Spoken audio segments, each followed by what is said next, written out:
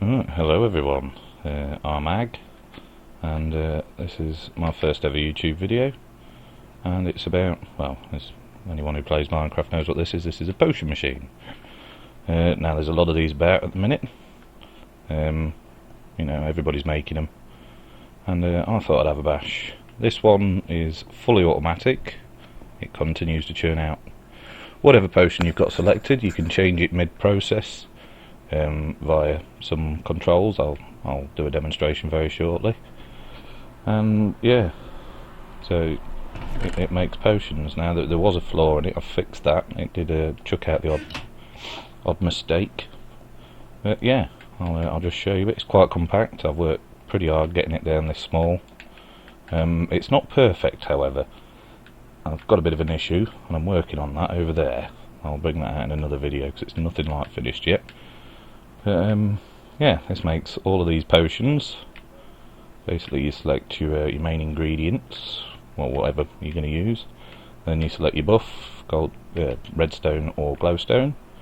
And in this version, this is where the problem is. You can either select fermented spider eye or gunpowder, and you can't really have both. And that's where the issues lie. So if you want to make inverted regeneration potions or something, there we go, you know, you can't make it splash after that, and otherwise what's the point? And I didn't realise until after I'd finished the whole thing, which is quite annoying.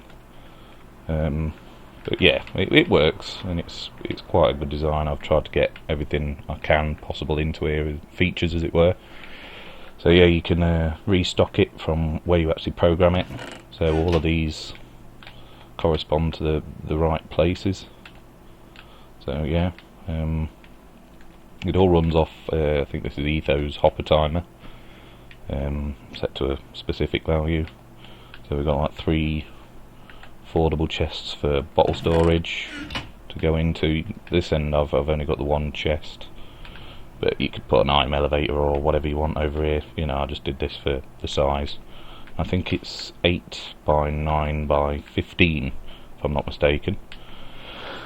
So yeah, I'll show you it in action.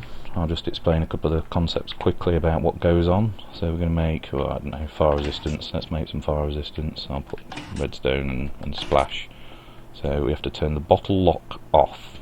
So that's the bottle lock. Once that's on, it will not let fresh bottles into the system. You can pick your ingredients when the indicator light here is on. That means the next strike of the clock will run down this line here, which is the clock input for ingredients. Now what happens when you pull the switch, these pistons push up the block, and the signal is allowed rather into the droppers with your ingredients in. And the brewing's done in separate stages, so I've tried to get it so you can actually move about in here as well. So obviously it starts this end near the bottles, that's always got nether wart in. You know, that gets you selected ingredient. It's not there yet because I've not turned the clock on. And then moves on to the next stage with the next ingredient, and you know, on you go. Right, so let's turn the clock on. I'll let everyone see it in action. Doo-ba-doo-ba-doo. Right, yeah, here we go. So clock locks off, and yeah, that basically means yeah, this power bit's gone off. Right, there's 2 clock outputs, there's A and B. I've lovingly referred them to.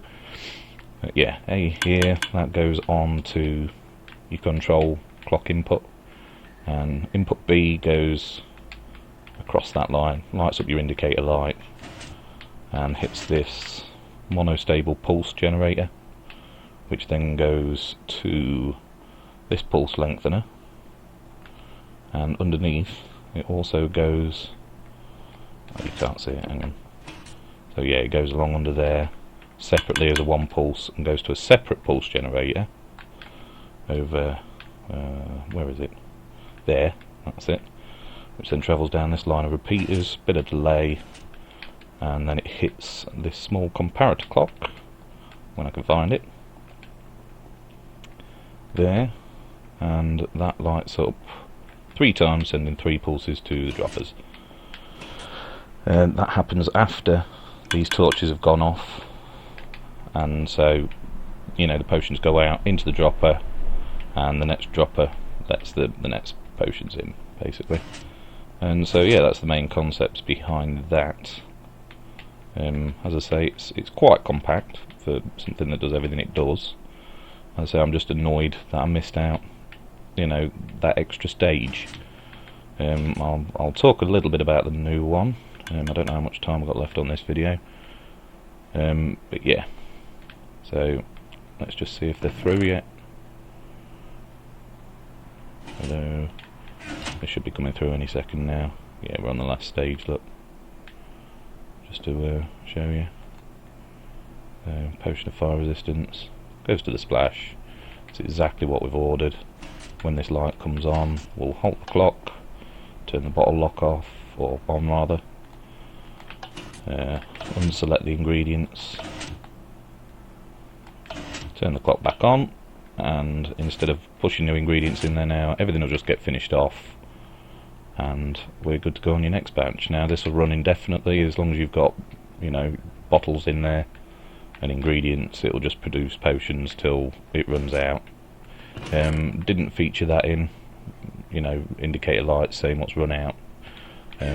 Never even thought about that. As I say, there are a lot of these things out there.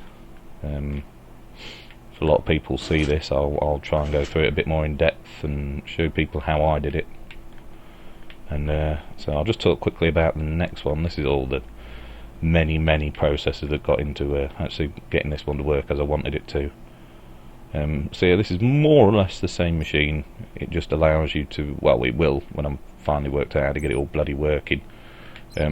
This actually allows you to do those two steps I told you. So this one here will brew in your fermented spider eyes, and this one the gunpowder. But they don't actually do it unless you have them selected. So you could select just gunpowder. It'd actually dodge the fermented spider eye stage and just ignore it. Go straight onto this one. Or if you've both got them both, you know, deselected, it'll do both, or it won't do both and just ignore them and come straight along into there. So that's what I'm working on. It's coming there. I've been working on it the last day or so. This has been the whole machine from start to finish, probably 20 hours work. Yeah, I've been working on it a couple of weeks. Only get a couple of hours every day due to work and whatever else. So yeah, just wanted to put it out there. As I say, a lot of these come out. This is 1.6.2 or whatever it is, and yeah, I think this will be future-proof. I don't think there'll be any patches or anything that change the way this works, because it doesn't really rely on any bugs or anything like that. It's just straight up redstone. This one's a bit bigger. I think it's 2 more wide and a couple higher.